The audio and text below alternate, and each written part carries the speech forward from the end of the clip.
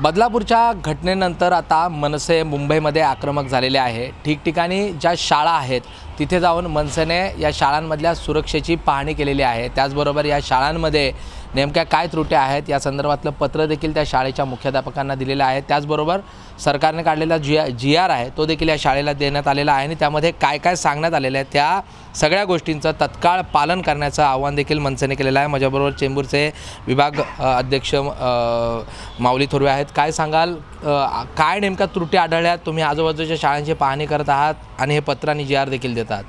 आता नुकतीच बदलापूरची दुर्दैवी घटना घडलेली आहे आणि त्यानंतर सर्व शाळांमध्ये सुरक्षेच्या उपाययोजना आहेत की नाही यावर बारकाईने लक्ष ठेवण्याचे आदेश माननीय राजसाहेब ठाकरे यांनी प्रत्येक महाराष्ट्र सैनिकाला दिलेले आहेत।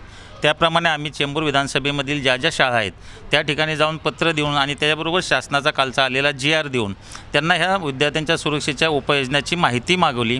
अनेक ठिकाणी आता ह्या शाळेत आम्ही जिथं उभा आहे तिथं आजही CCTV कॅमेरे लागलेले नाहीत, परंतु मग आपण एखादी घटना घडण्याची वाट बघणार आहोत का?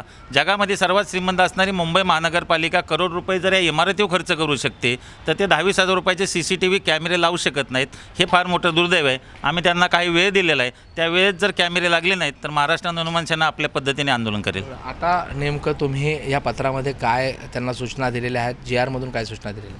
हेच आम्ही शासनाच्या ज्या नियमावली आहेत त्याचं अंमलबजावणी आपल्या शाळेमध्ये झाली पाहिजे। ती जर नसेल होत तर आम्ही त्यांच्या विरोधात आंदोलन करणार।